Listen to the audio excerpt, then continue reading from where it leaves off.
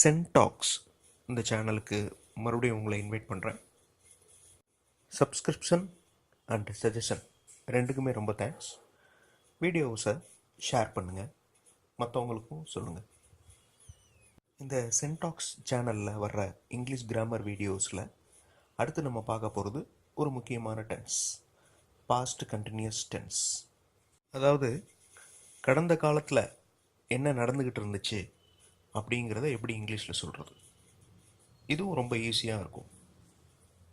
First வீடியோவில் நம்ம பார்த்தது நிகழ்காலத்தில் என்ன நடந்துக்கிட்டு இருந்துச்சுங்கிறத எப்படி இங்கிலீஷில் சொல்கிறதுங்கிறது. இந்த வீடியோவில் கடந்த காலத்தில் நடந்ததை எப்படி சொல்கிறது. வாக்கியங்கள் உருவாக்குறதுக்கு இந்த ஹை, ஹீ, ஷீ அப்படிங்கிற சப்ஜெக்ட்ஸ் எல்லாத்தையும் நல்லா தமிழர்த்தம் தெரிஞ்சு வச்சுக்கோங்க. கடந்த காலத்தில், அதாவது இறந்த காலத்தில் என்ன நடந்துக்கிட்டு இருந்துச்சு அப்படிங்கிறத நம்ம இங்கிலீஷில் எப்படி எழுதுறதுன்னு பார்க்க போகிறோம். இதில் வர்ற ரூல்ஸை நல்லா ஞாபகம் வச்சுக்கிட்டு எழுதி பார்த்தோம்னாலே நம்ம பேசுகிறப்ப அது ஈஸியாக ஞாபகம் வந்து நம்மளால் ஈஸியாக இங்கிலீஷில் பேச முடியும். நிகழ்காலத்தில் எழுதுகிறப்ப ஐ வந்துச்சுன்னா ஆம் சேர்க்கணும்னு போன வீடியோவில் பார்த்தோம். கடந்த காலத்தில் எழுதுகிறப்ப ஐ வந்துச்சுன்னா வாஸ் சேர்க்கணும்.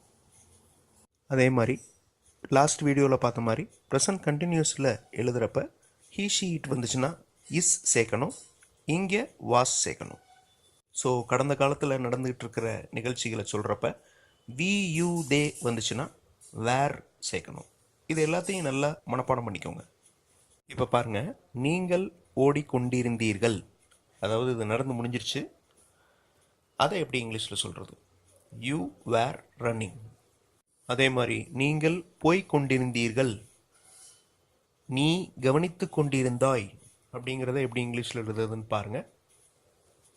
நம்ம பேசுகிறப்பையும் இதே டென்ஸை தான் யூஸ் பண்ணணும். Past continuous tense. You were going, you were வாட்சிங். இதே மாதிரி நாங்கள் கற்றுக்கொண்டிருந்தோம், வி வேர் லேர்னிங். நாங்கள் பதில் சொல்லி கொண்டிருந்தோம், வி வேர் ஆன்சரிங். அவர் இல்லைன்னா அவன், இந்த ரெண்டுக்குமே இங்கிலீஷில் ஒரே வார்த்தை ஹீ. ஹீ வச்சு எழுதுகிறப்ப எப்படி எழுதுறதுன்னு பாருங்கள். இதுவும் ரொம்ப ஈஸியாக இருக்கும் பேசுகிறதுக்கு.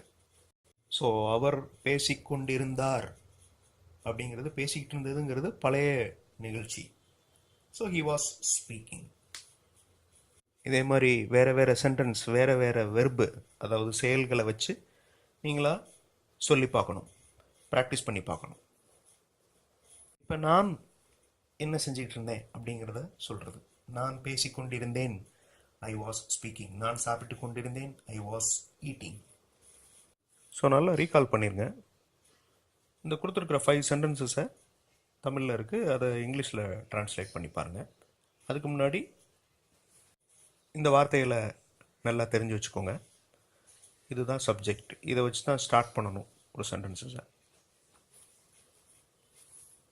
ஐ வந்துச்சுன்னா வாஸ் வரணும், ஹீ, ஷீ, இட் வந்துச்சுன்னா வாஸ் வரணும், வி, யூ, தே வந்தால் வேர் வரணும். ஆன்சர்ஸ் செக் பண்ணி பாருங்கள். நீ எழுதி கொண்டிருந்தாய் அப்படின்னா யூ வேர் ரைட்டிங். நாங்கள் பாடிக்கொண்டிருந்தோம் அப்படின்னா வி வேர் சிங்கிங். இதே மாதிரி வேறு வேறு வெர்பில் நீங்களா சென்டென்சஸ் சொல்லி பார்க்கணும். Present continuous tense and past continuous டென்ஸில் சொல்லி பார்க்கணும். இன்னும் ஈஸியான இங்கிலீஷ் கிராமர் வீடியோவோட அடுத்து உங்களை பார்க்குறேன். ப்ளீஸ் சப்ஸ்கிரைப் சென்டாக்ஸ் அண்ட் ஷேர். தேங்க்ஸ்.